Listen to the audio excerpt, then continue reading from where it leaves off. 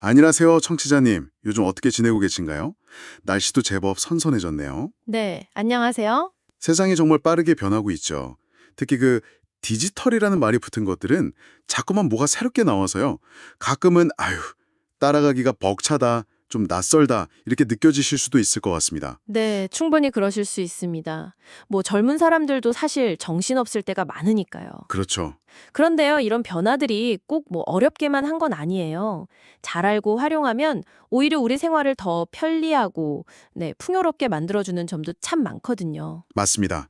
그래서 오늘 저희는 청취자님께서 이 디지털 세상과 좀 더 편안하게 가까워지시고 또 요즘 많이 이야기되는 그 비대면 서비스들 있잖아요. 네네. 이걸 잘 활용하실 수 있도록 도움될 만한 정보들을 좀 모아봤습니다. 여러 연구 자료랑 또 실제 사례들을 바탕으로 해서요. 꼭 필요한 내용만 속속 뽑아서 알기 쉽게 풀어드릴게요. 네, 좋습니다. 오늘 저희가 함께 깊이 파고들 이야기는 바로 어르신들의 디지털 정보 격차 문제, 그리고 이걸 해결하기 위한 다양한 지원 방법, 또 비대면 서비스의 현주소와 똑똑한 활용법입니다. 네, 오늘 이 시간이 청취자님의 디지털 생활에 좀 작은 디딤돌이라도 되었으면 좋겠습니다. 자, 그럼 먼저 디지털 격차라는 말부터 시작해 볼까요? 뉴스 같은 데서 종종 들어보셨을 텐데 이게 정확히 무슨 뜻일까요? 네, 그게 뭐 어렵게 생각하실 건 없고요. 아주 간단히 말하면 그 스마트폰이나 컴퓨터 같은 디지털 기기 있잖아요. 네, 또 인터넷 같은 서비스, 이런 걸 얼마나 쉽고 편하게 이용하는지 그 차이를 말하는 겁니다.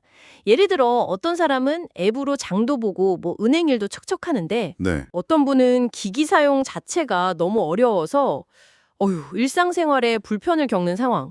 이게 바로 디지털 격차죠. 아, 그렇군요. 확 와닿네요. 특히 우리나라는 뭐 이미 초고령 사회에 접어들었잖아요. 지금 2025년인데 어르신 인구가 계속 늘면서 이 디지털 격차 문제가 더 중요하게 떠오르고 있는 것 같아요. 정확합니다. 이게 단순히 아유 나는 뭐 최신 기술 잘 몰라 하는 그런 개인적인 선호의 문제가 아니기 때문이에요. 어떤 점에서 그럴까요? 한번 생각해 보세요. 요즘 식당이나 카페 가면 사람이 주문받는 대신에 그 키오스크라는 거 있죠. 무인 주문 기계. 아, 네, 그거요. 네. 그거 앞에 서야 할 때가 점점 많아지잖아요.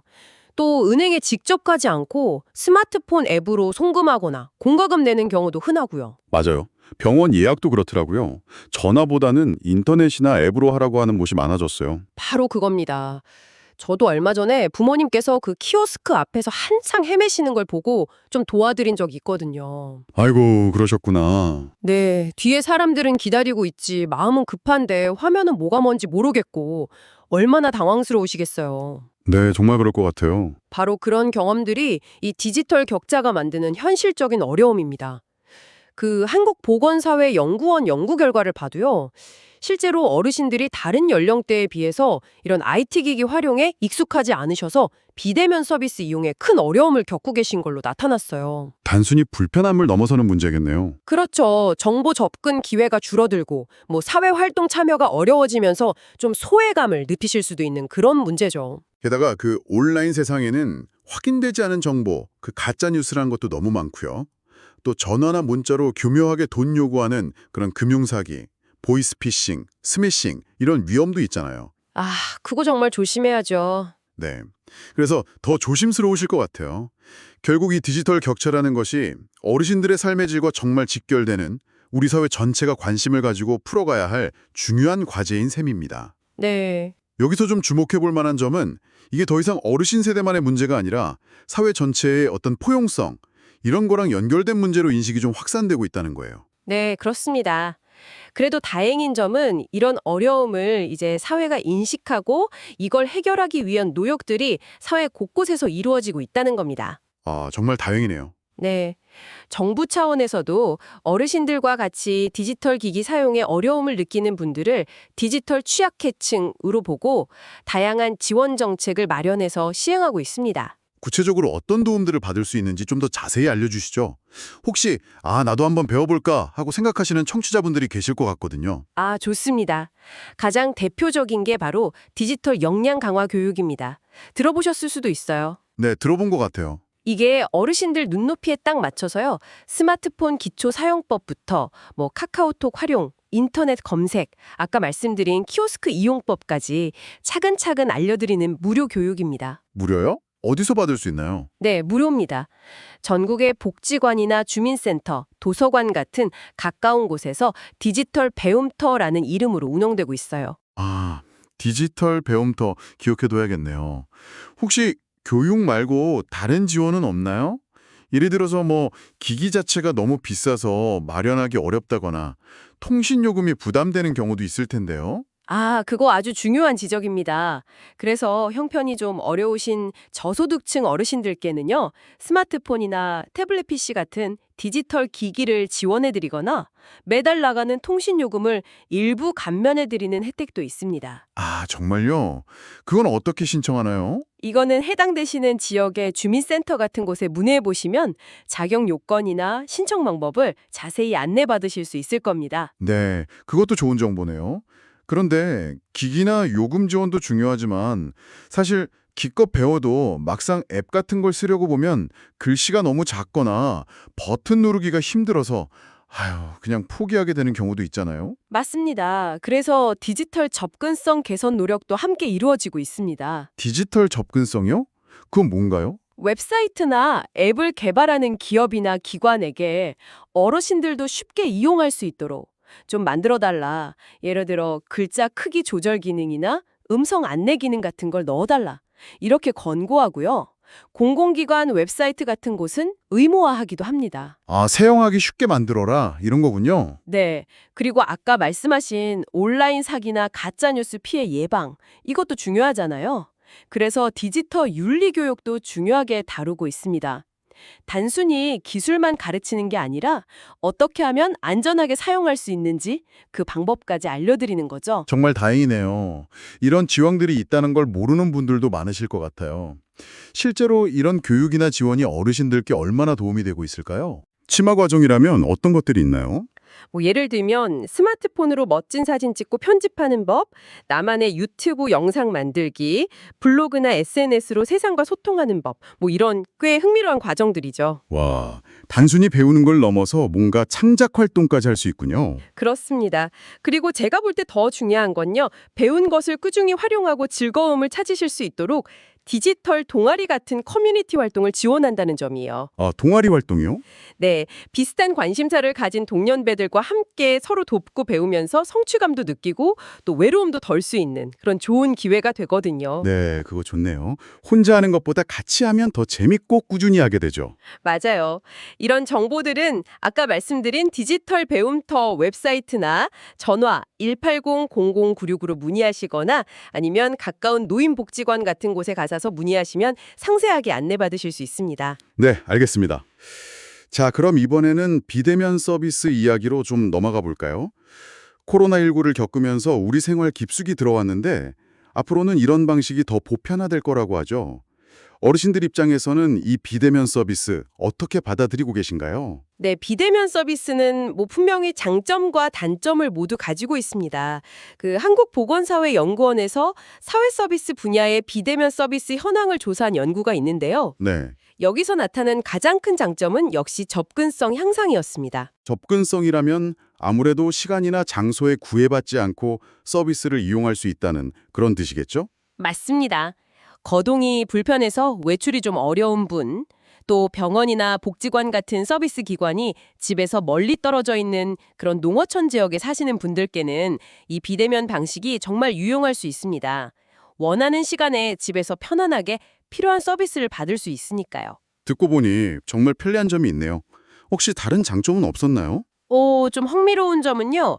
일부 어르신들의 경우 특히 상담 같은 서비스를 처음 이용할 때 있잖아요. 네.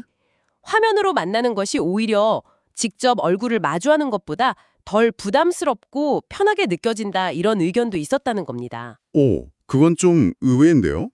보프는 화면 너머는 좀 차갑거나 어색할 거라고 생각하기 쉬운데 말이죠. 네, 아무래도 처음 만나는 사람과 바로 대면하는 것보다는 화면이라는 심리적인 거리가 조금 있는 것이 마음을 열기에 더 편할 수도 있다.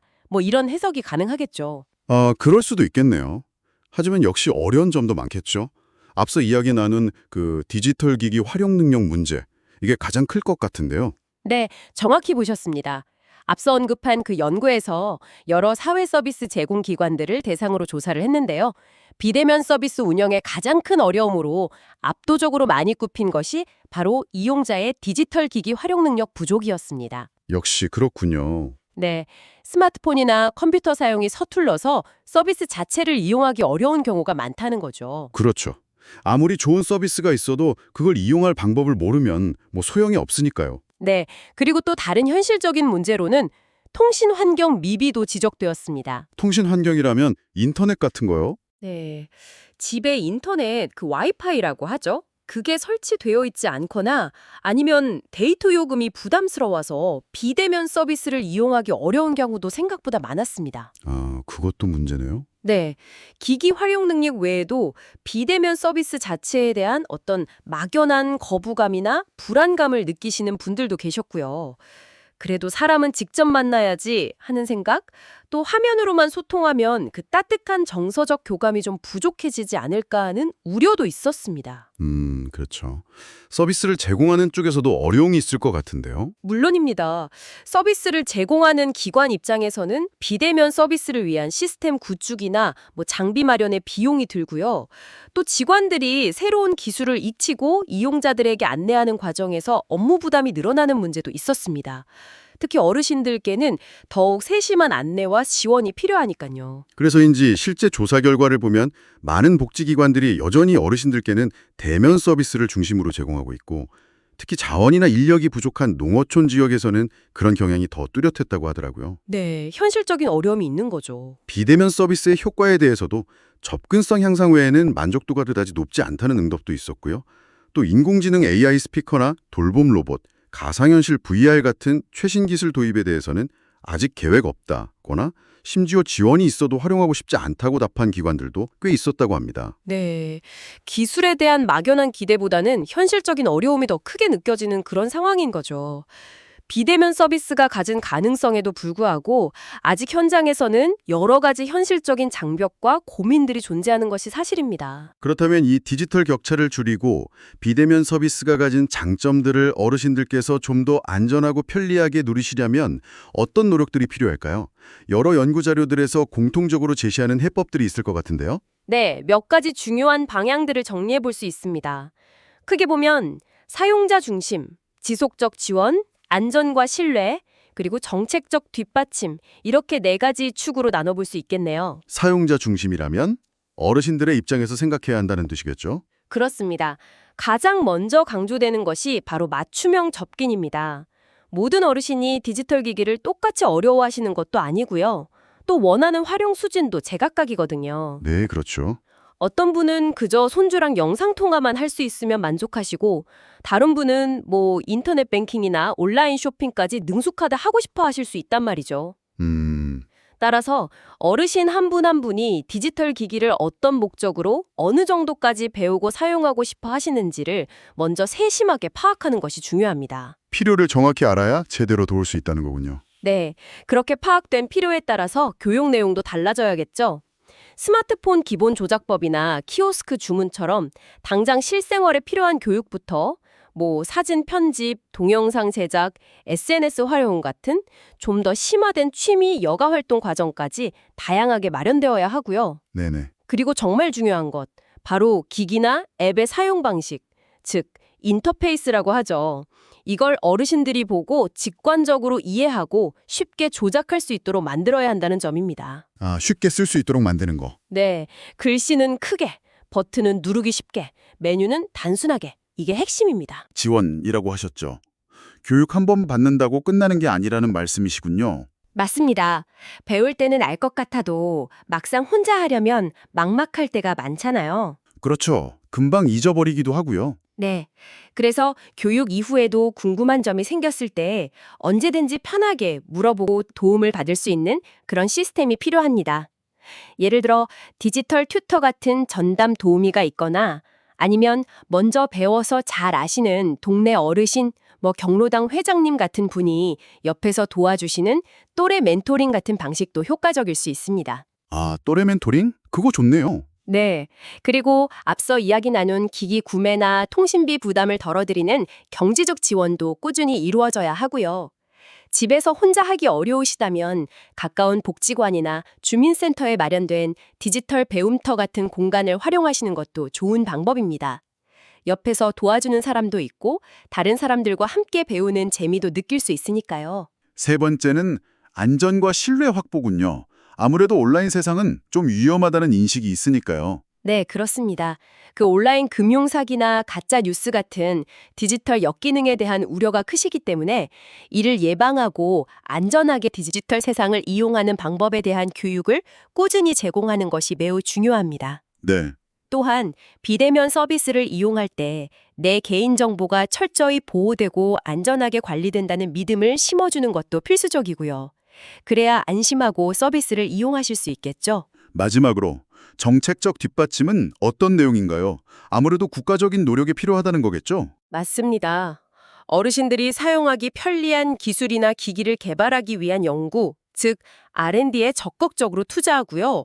또 경남 합천군의 안심 서비스 앱처럼 어르신들의 안전이나 건강, 생활 편의에 실질적으로 도움이 되는 공공 서비스 앱을 개발해서 널리 보급하는 노력도 필요합니다. 네네. 그리고 이러한 정책들을 안정적으로 추진하기 위한 예산을 충분히 확보하는 건 역시 정부의 중요한 역할입니다. 여기서 정말 강조하고 싶은 것은요.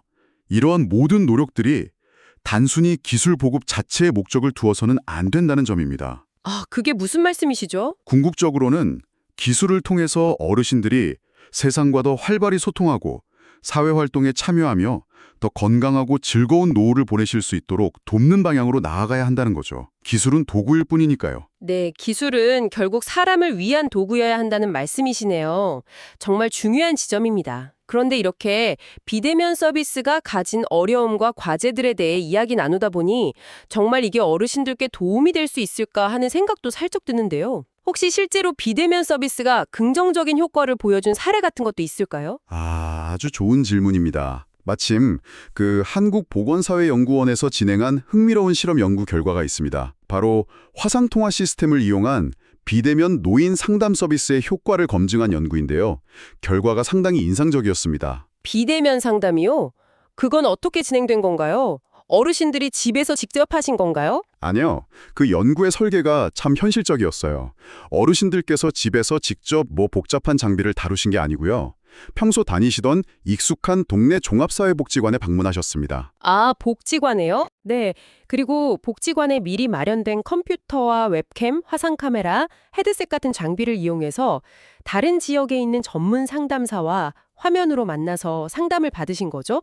복지관 직원이 옆에서 기기 조작이나 연결을 도와드렸고요. 아하, 익숙한 장소에서 도움을 받으면서 참여하셨군요.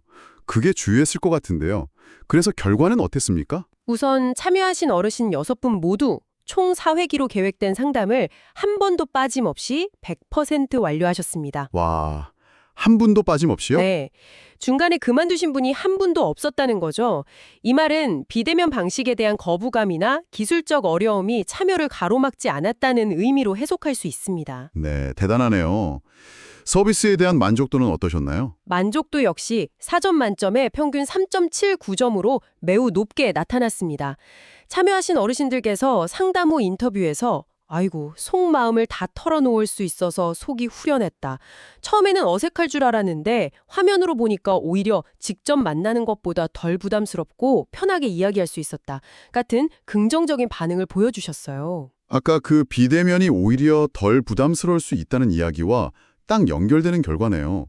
혹시 심리적인 어려움, 예를 들어 우울감이나 외로움 같은 문제를 덜어주는 데도 효과가 있었나요? 네, 바로 그 점이 이 연구에 가장 주목할 만한 결과입니다.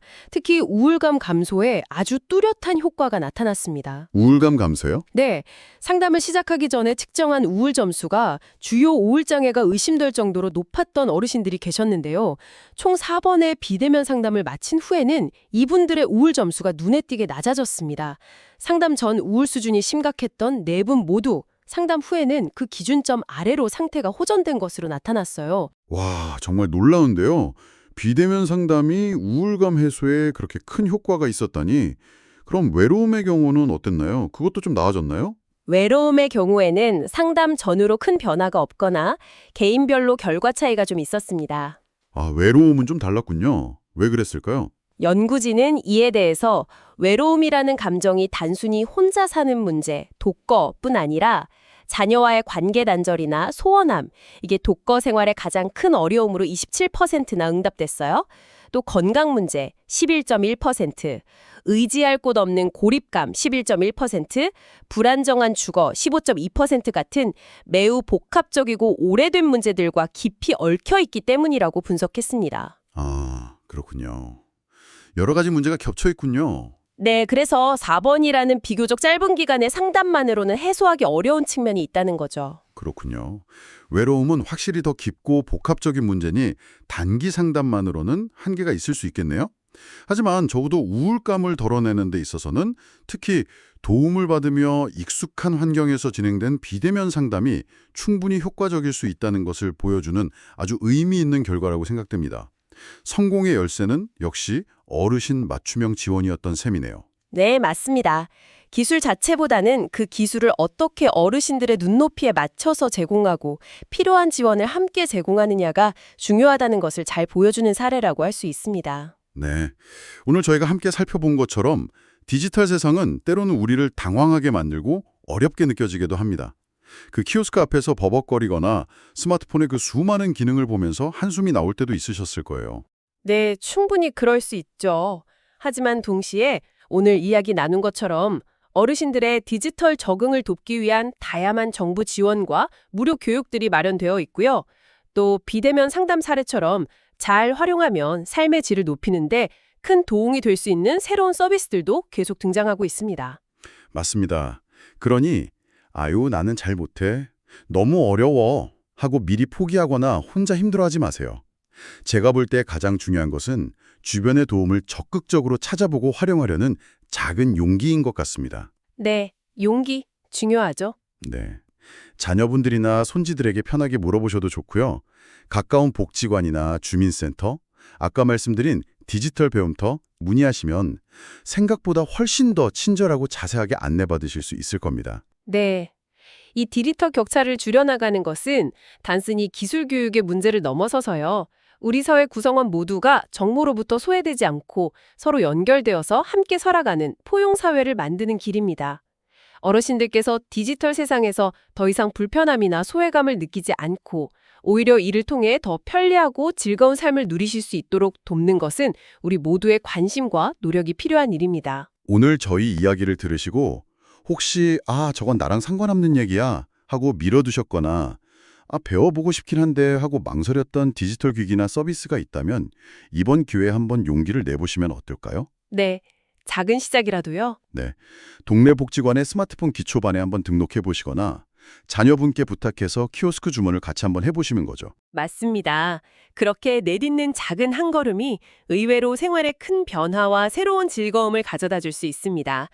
멀리 사는 손주랑 영상통화로 얼굴 보면서 웃음꽃을 피우고 인터넷으로 내가 좋아하는 옛날 노래를 찾아 듣고 온라인 쇼핑으로 무거운 짐을 집 앞까지 편하게 받아보는 그런 일상이 현실이 될 수 있습니다. 네, 오늘 저희가 전해드린 정보가 청취자님의 디지털 생활에 조금이나마 즐거운 변화를 가져오는 계기가 되었기를 바랍니다. 오늘 이야기가 유익하고 재미있었다면 주변 친구분들이나 가족들에게도 알려주시고요. 저희 채널 구독과 좋아요도 꼭 눌러주시면 저에게 정말 큰 힘이 됩니다. 네, 큰 힘이 됩니다. 다음에도 어르신들께 꼭 필요하고 도움이 되는 알찬 정보로 다시 찾아뵙겠습니다. 늘 건강하시고 오늘 하루도 행복 가득하시길 바랍니다. 네, 건강하세요. 좋았다면 구독, 좋아요 눌러주세요.